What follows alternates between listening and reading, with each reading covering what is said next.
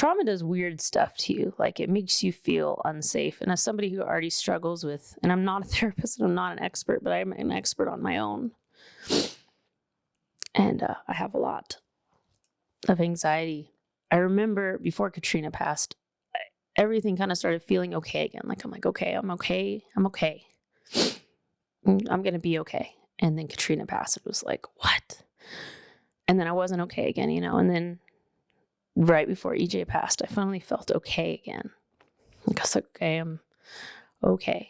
And then that happened, and realizing, like, I'm scared that if I'm okay and I just keep going, and I'm like, okay, I'm going to do this, I'm going to be okay again, that something bad is going to happen again. Like, there's this trauma fear inside of me because this stuff keeps happening. And I know in my logical brain that is a lie.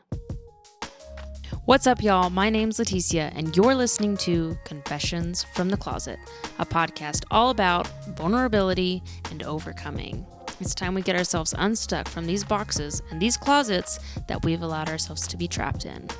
We're so much bigger than these boxes we've been in. It's time we go deep, y'all. What's up, y'all? Welcome back to finally another week of Confessions from the Closet. It has been since we filmed. Very long time. Yeah, at least feels like 3 months, 2 months, 3 months. Yeah, it's been a while, and I'm sorry there was like we don't really have a place where I'm like, okay, we're gonna take a break. But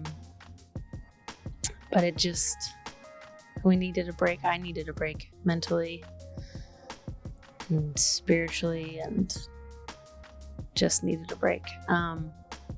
We were talking about the last episode we did was after our 8-year anniversary, or around the time of our 8-year anniversary in December. And then we had tried to film and tried to record, and stuff was happening. We did do one. Yeah, we recorded, and I went technical issues. Edit, and it like kept cutting out, kind of like the 8-year anniversary did the same thing, but it did it way worse. Anyways, I got a new SD card, and we are hopefully good. I haven't seen any errors yet. But yeah, I don't know. I guess I kind of want to talk about why I needed the break and how it's important to recognize those moments and those seasons in your life when it's okay to step back. The podcast is a passion project, and it's something I feel super called to, and somehow might have got pulled into it. And it's become something I really enjoy, our time when we get to talk to each other. But if you are a listener and you've been listening, you know that last July we lost our pastor suddenly and tragically. He passed away. And then in September we lost a really good friend suddenly and tragically. And in December, man, I thought it was going to be okay. I feel like I might not. I'm like, Leticia, you're going to come back and you're not going to be emotional all the time like normal. You know, I already feel it. I was like, I'm good. December, our niece lost her 3-month-old baby. It was 2 days after Christmas. And that just wrecked me. And I'm still wrecked. And that is when the break became a thing. And I just wasn't ready to talk about it.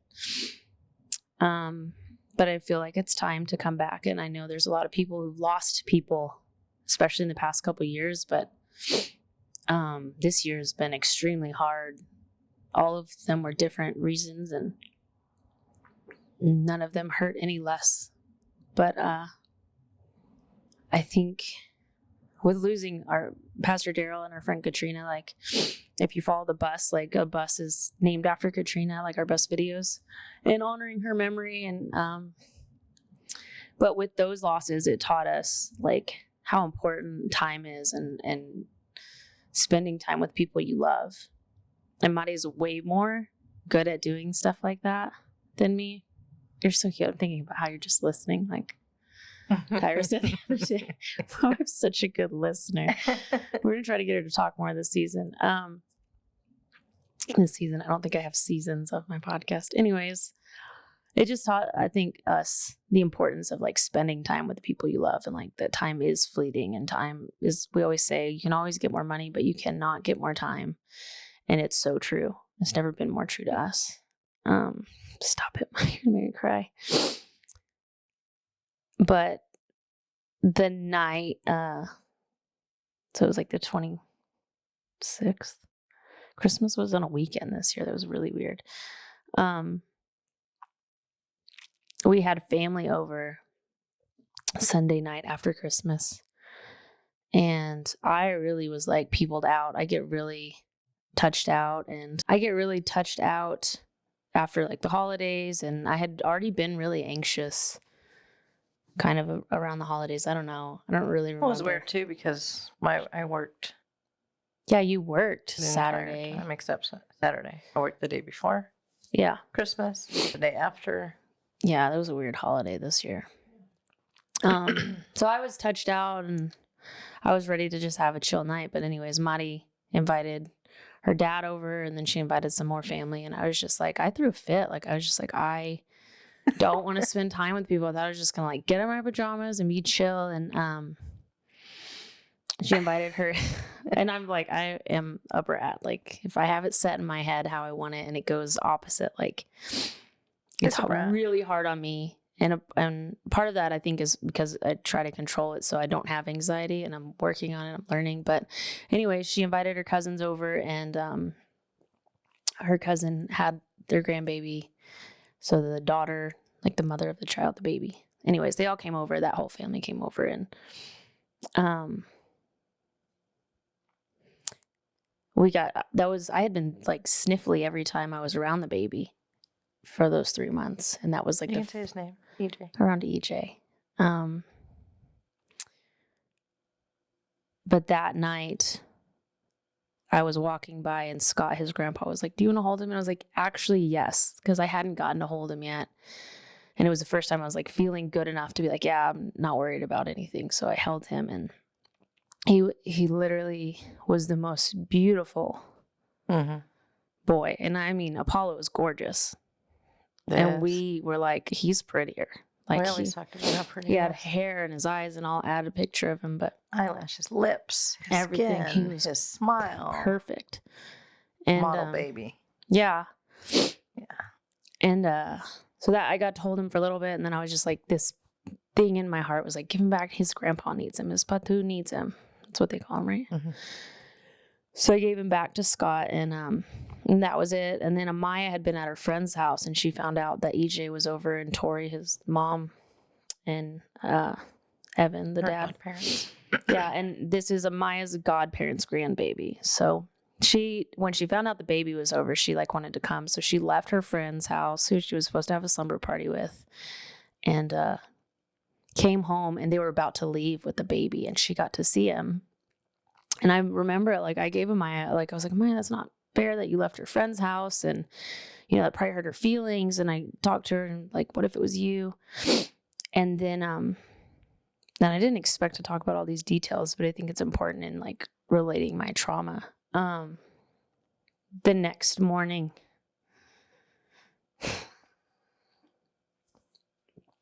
Madi was at the door. Like, I knew she'd already left for work, and she's like at the door whispering for me to come here. And as soon as I saw her face, because of how much loss we've just recently had, I knew someone was gone. And so she's taking me to the kitchen, and then she tells me that EJ had just stopped her breathing in his sleep. And I was like, what?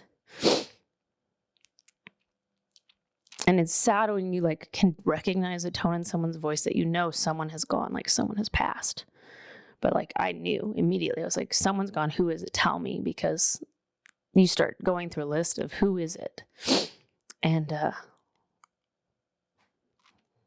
man, I don't know, just the night before, I had been talking with Tori, EJ's mom, and just like, we were looking at Apollo, and we're looking at EJ, and like, man, like, he's so sweet. He's going to be so cuddly, because he was already a very cuddly baby. And I was like, oh, you're going to love it, because he's going to be like, Apollo's like super cuddly still, and he's like totally about cuddling and kissing. And I just kept talking about like, oh, I can't wait till he's bigger. She's like, I don't want the time to pass, but I can't wait till he's bigger and he can come kiss me or say, I love you, mommy. And we just had this whole conversation about him growing up, literally hours before. And so I think that's why this one has just like, just messed me up because it didn't get to happen. And, man, I did not. I was like, oh, I got this. I'm going to be good. And so now this was December and we're in March, which is crazy. And even just, I was telling Maddie last night, because I haven't been able to start. I just have this, trauma does weird stuff to you. Like it makes you feel unsafe. And as somebody who already struggles with, and I'm not a therapist and I'm not an expert, but I'm an expert on my own. And I have a lot of anxiety. And I've had a lot this year. And I remember before Katrina passed, everything kind of started feeling okay again. Like, I'm like, okay, I'm okay. I'm okay. I'm going to be okay. And then Katrina passed. It was like, what? And then I wasn't okay again, you know? And then right before EJ passed, I finally felt okay again. Like, I was like, okay, I'm okay. And then that happened. And I told Madi I've had another podcast, another episode with my best friend Catherine, which will be next. I've had it recorded for like 2 or 3 weeks and I haven't put it out. It was like realizing like I'm scared that if I'm okay and I just keep going and I'm like, okay, I'm going to do this. I'm going to be okay again, that something bad is going to happen again. Like there's this trauma fear inside of me because this stuff keeps happening. And I know in my logical brain that is a lie. But in the trauma side of me, like, it's like when plans change, I get an anxiety attack because it's like I'm not in control and I'm aware that I'm not in control. And then I start panicking. And I was telling Maddie last night, I was having a conversation with Scott and Jessica's their daughter-in-law. And they have a baby who's just turned 3 months now, maybe 3.5 months. So this is their other grandbaby. And I was talking with Crystal, the mom of Santos, this other baby. And I was talking about, like, we were talking about him growing up and all this stuff. And all of a sudden I have this thought in my head that's like, no, don't talk about that. Don't talk about that. Don't do that. Because what if something bad happens? Because this happened the last time you had this conversation with Tori. And I'm like thinking, I'm talking to her and we're talking and we're smiling and he's so cute and Apollo's there. But I'm having this thought and I'm like, this is not normal. Like, this isn't true and this isn't healthy and this isn't okay. But like, I'm aware of this thought and this fear, like, oh my God, what if something happens again? Like, which is so irrational, but I know that I'm not the only person dealing with these traumas and these triggers. And I know I'm a lot different than Madi and how she processes. And I know a lot of the things that poor Madi that I go through and I'm talking about, like, are probably like so out of left field. But from years of doing therapy and learning how to like filter through my thoughts and get them out, I am aware of how important it is to like get those thoughts and be honest with somebody. Like, this is what I'm feeling and this is what I'm thinking. And this is why when the plans changed for how we had it, like, I just freaked out because I'm just like, what if something goes wrong? Because I'm not in control. And I'm not in control. Like, I know that. We've talked about that. Like, I'm not in control. But I don't know, just the next day after it happened, I apologized to Amaya, going backwards, after the day after EJ passed, or the day that he passed. I was like, I'm so sorry that I was mad at you for coming from your friend's house. Like, God knew, God knew what was coming, and he gave us all an opportunity to be with EJ that night. Like, how lucky are we that I got to finally hold him? And it doesn't make the loss any better, but it's just like, it made me realize not to be a brat about everything. Like I said, I didn't want people coming over and I was a brat about it, but it was like, I'm so glad you invited them. Like, I'm so glad you thought to call them and invite them, because what a sweet thing we all got to have with him, that wonderful night. And he was perfect. We just kept talking about how perfect he was. So I don't know. Didn't expect to tell that whole story, but I do know that a lot of people have gone through a lot of loss this year, whether it be loss of losing people that you love, or losing jobs, or losing homes, or there's been a lot of loss since 2020. Mm-hmm. And I know that causes this trauma, that like everything is unsafe now. Any kind of trauma causes that. Like, when I came out, I lost a lot of friends, but they chose to walk away. In this sense, I lost people and they have moved on and passed on, but it still hurts. And so whether you're someone who's going through the season of coming out and you're losing friends, or you're losing things that were safe and normal to you in your life, or you've lost your loved ones, like they have passed away, I just challenge you to write out or talk to someone about those triggers and those, because there are triggers. There's going to be like, yes, I'm talking about them, but I know there's still going to be moments where they're going to pop up and something's going to happen that's familiar to that trauma, and it's going to pop up, and I'm going to react to it, or I'm going to like be able to like be in the moment. The more I think you talk about it and the more you get it out and you're aware of it, the better you're going to be able to not have so many anxiety attacks or panic attacks or whatever. And Monty's very kind to let me literally break down in the closet yesterday and just tell her all the things that I've been feeling and all these fears, because I know they're irrational, but it doesn't make them not happen. It doesn't, me knowing that it's an irrational thought and it's my anxiety talking, doesn't make it stop right away. It's still very real. I don't know. What would, you're so quiet as usual, because here I am talking and talking. But like for someone who's on your side, what would you advise? Like someone who's the partner or the friend of the person with the anxiety. Just be a good listener. Listen. Even if it is, Doesn't make sense. yes, a little much extreme sometimes, but I think it's important to be there for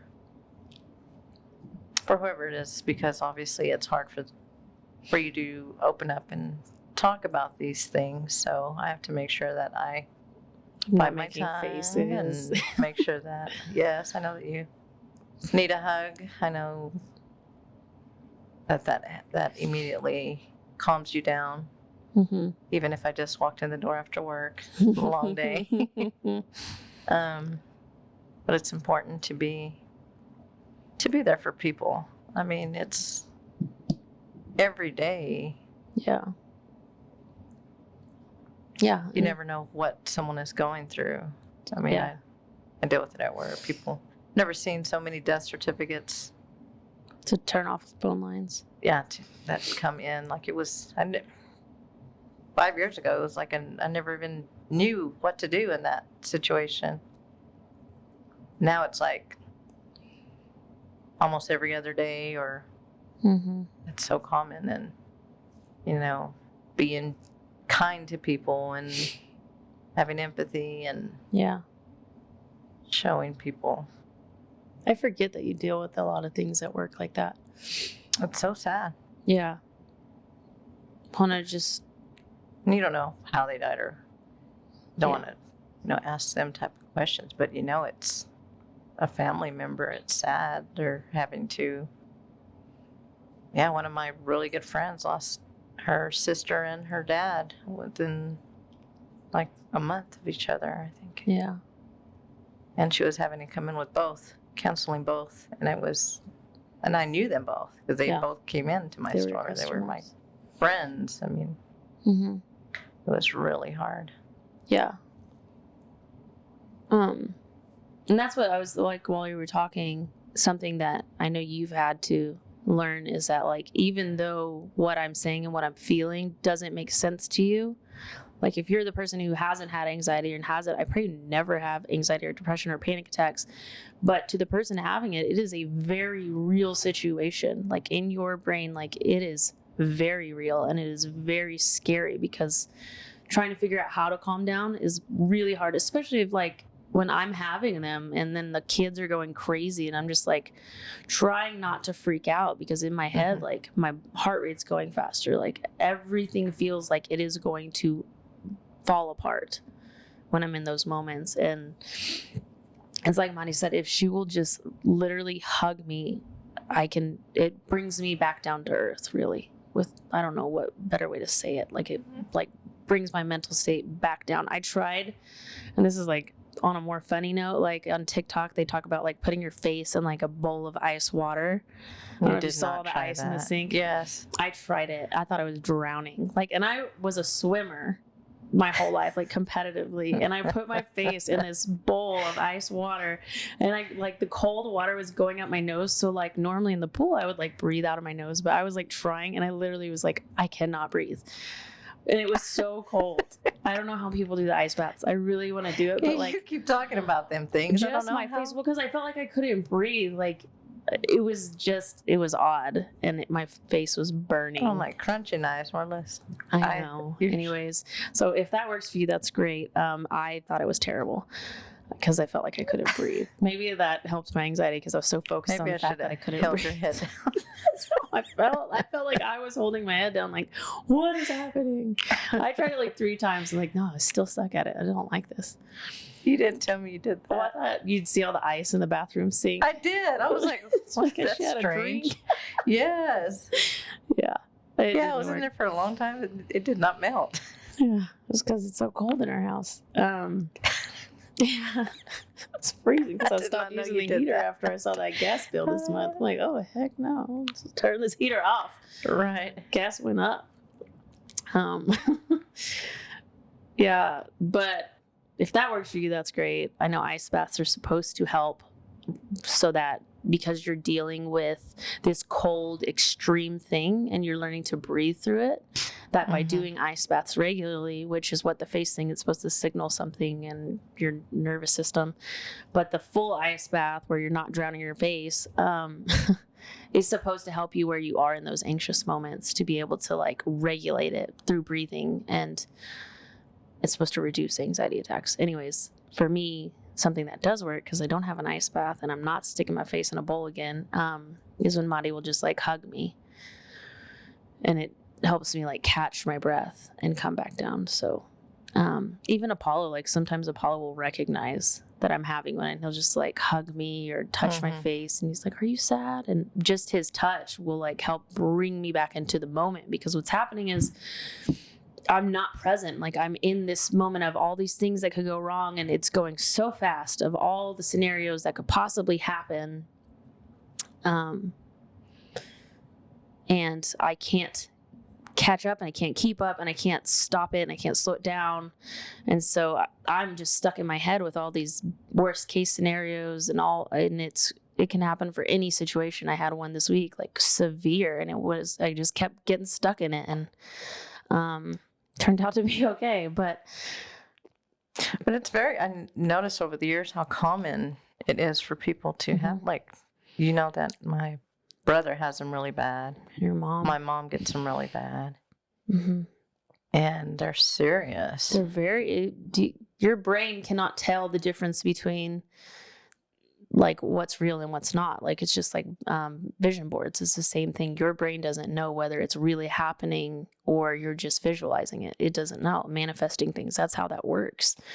And so for the anxiety attack, like it's literally like fight or flight kind of feel. Like your brain thinks you're in danger, and so all these scenarios are happening, and it's terrifying. And I never had anxiety till after Apollo. I had them a long, long time ago.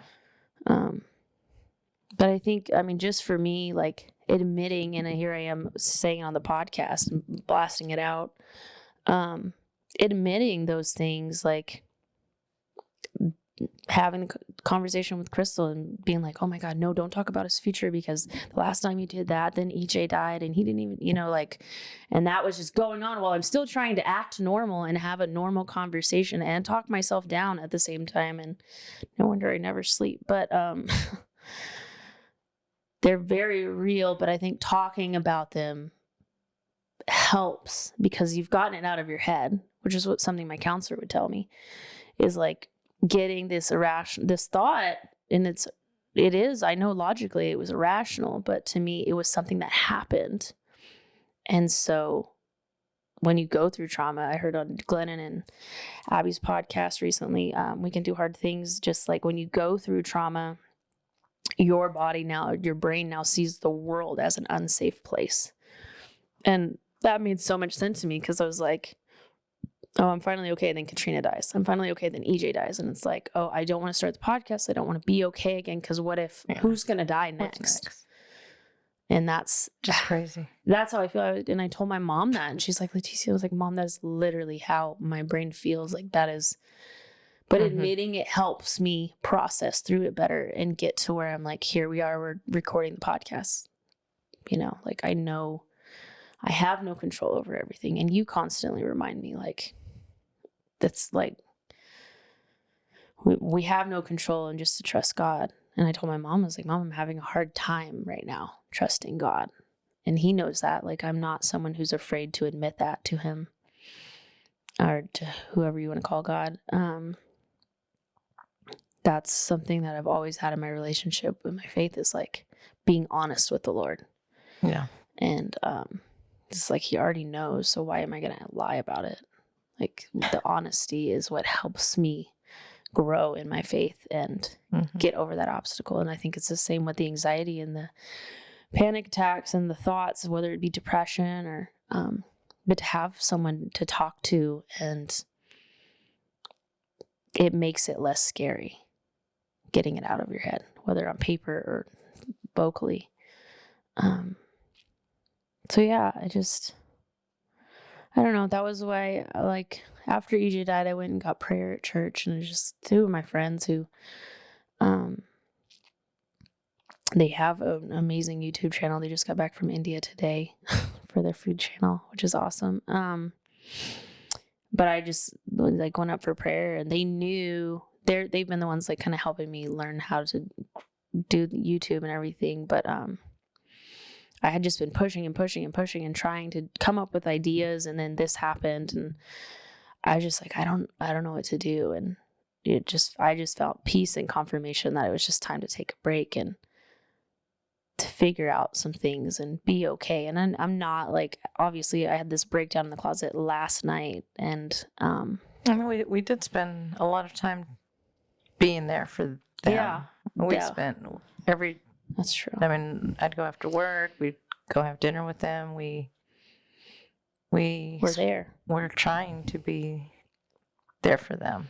Yeah. The best way we could, because it is not an easy road for anyone, especially losing a baby does not make any sense. Young parents, any parent, but them. Oh man, it was heartbreaking. It still is seeing Every them. time we see them, it's just. And we still try to spend as much time as we can with them, because that's what people need. Yeah, it's like you have the funeral, everyone's there, everyone's bringing food, and then the funeral's over and everyone's gone.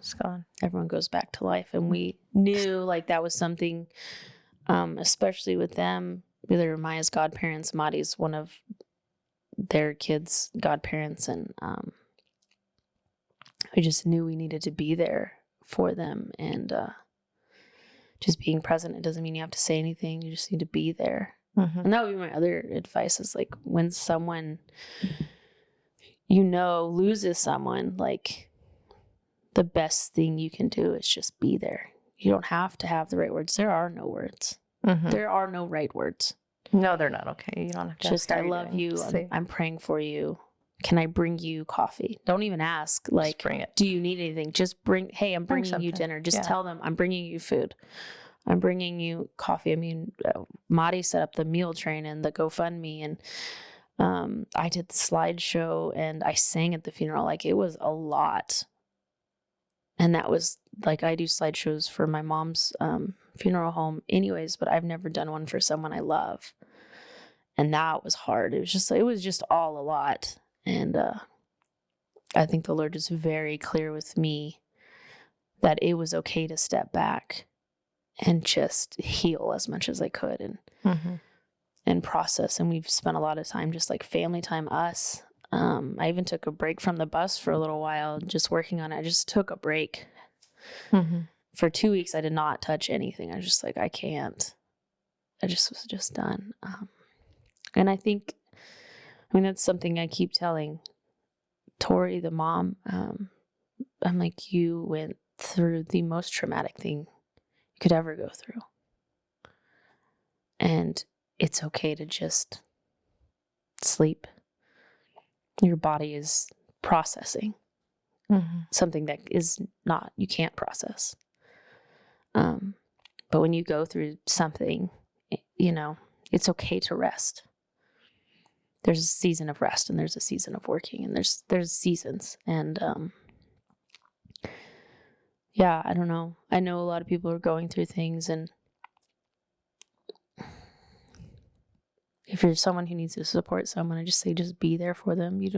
There's no words, but your presence is everything.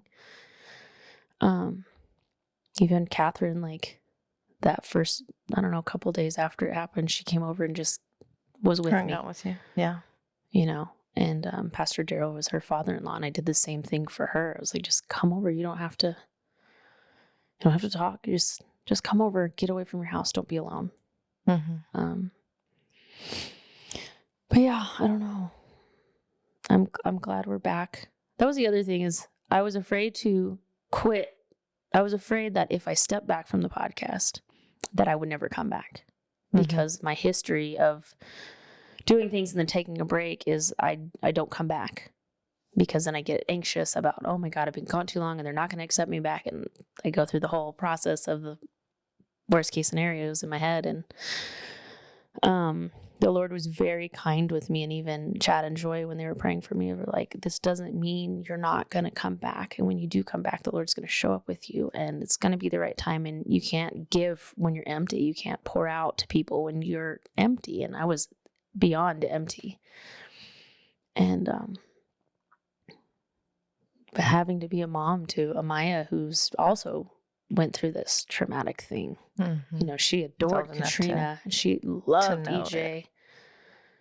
And I had to help her process something that was so hard. And that was hard, just watching her. I know. Even before EJ passed, I would come to her room and I could tell something was wrong.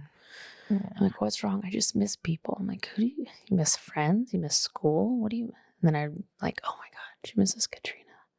And then once I figured it out, she'd just fall apart. And that's hard to watch she just turned 11, watch her go through this loss.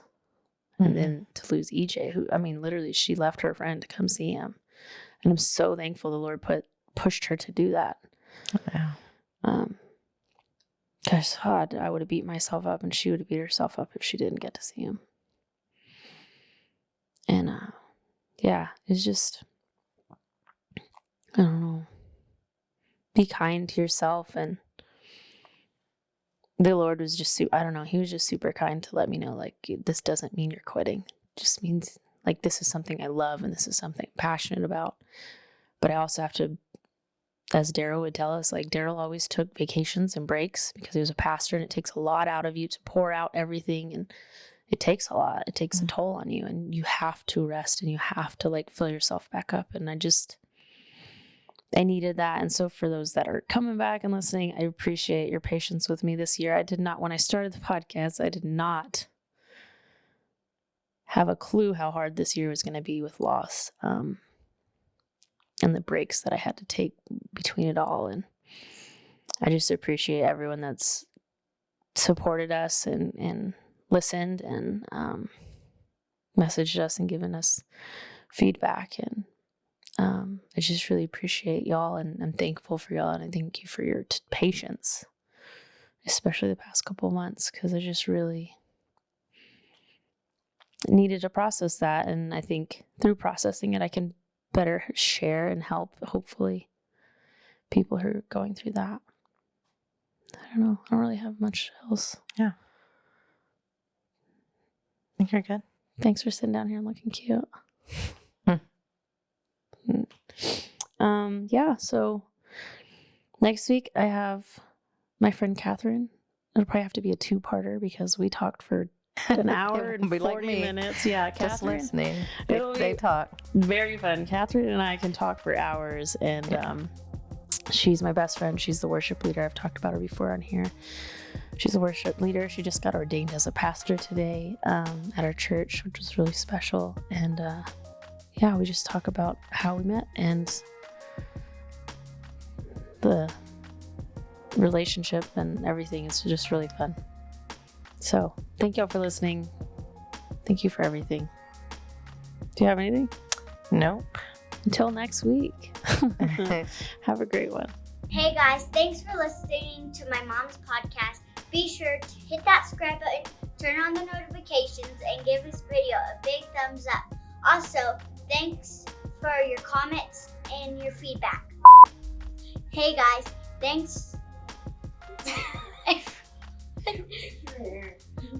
Hey guys, thanks for listening to my podcast.